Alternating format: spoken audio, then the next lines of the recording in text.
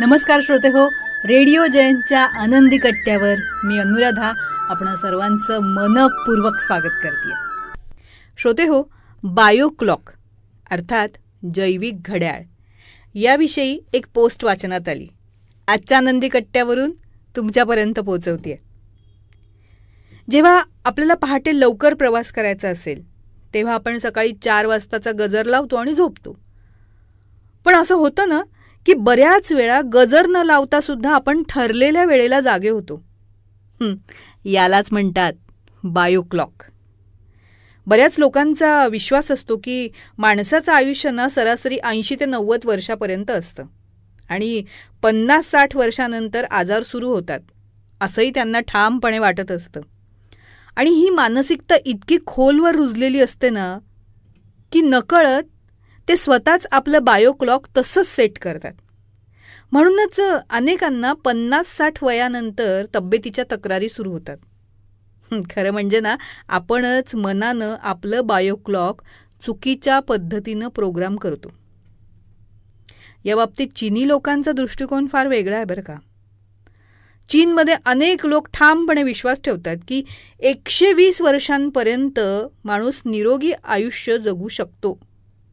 या सकारात्मक मानसिकतेमुळे त्यांचं बायोक्लॉकसुद्धा तशाच प्रकारे सेट झालेलं आहे.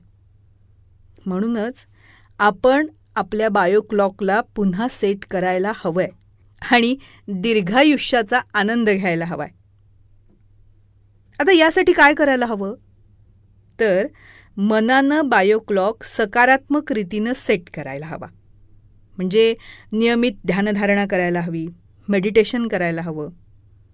40 ते 90 या वयोगटात कोणताही आजार होणार नाही आपल्याला यावर विश्वास ठेवा. आणि वृद्धत्व हे तर फार नंतर सुरू होतं हे स्वतःला पटवायला हवं. केस पांढरे झालेत त्याला छान नैसर्गिकरित्या रंगवा आणि नेहमीच तरुण दिसण्याचा प्रयत्न करा. कपडेही जरा ट्रेंडमध्ये असलेले परिधान करा. या गोष्टींना आपल्या स्वतःचा आत्मविश्वास वाढवतील आणि कोणत्याही परिस्थितीत स्वतःला म्हातारं समजू नका. खाण्याच्या वेळी नकारात्मक विचार करू नका. म्हणजे हे अन्न भेसळयुक्त आहे, अपायकारक आहे असे विचार टाळायलाच हवे. त्याऐवजी ठामपणे विश्वास ठेवा की ध्यानधारणेच्या सामर्थ्यानं मी घेतलेलं अन्न हे शुद्ध होतं आणि हे माझ्यासाठी अमृता समान आहे.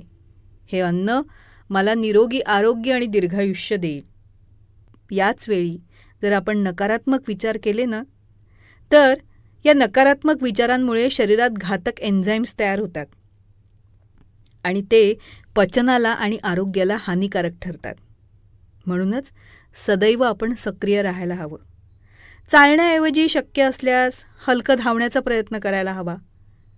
वाढत्या वयानुसार आरोग्य अधिक चांगलं होत जातं यावर विश्वास ठेवायला हवा.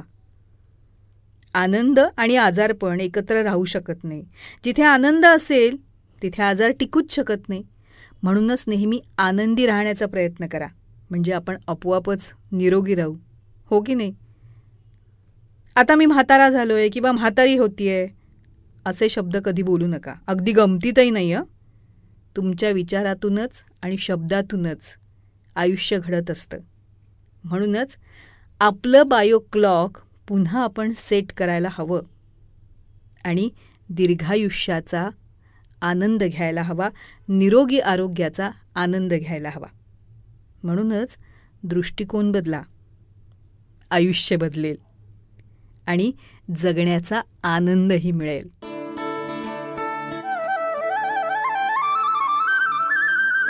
तेव्हा श्रोते हो, हा होता आनंदी कट्ट्यावरचा आजचा सुंदर विचार. तुम्हाला तो कसा वाटला याविषयीची तुमची कमेंट बॉक्समध्ये नक्की लिहा. आणि त्याचबरोबर रेडिओ जयंतचे दर्जेदार कार्यक्रम ऐकण्यासाठी रेडिओ जयंत लाईक करा, शेअर करा आणि सबस्क्राईब करा. रेडिओ जयंतचं सबस्क्रिप्शन फ्री आहे. आणि त्याचबरोबर नोटिफिकेशनसाठी बेल आयकॉनवर क्लिक करायला सुद्धा विसरू नका.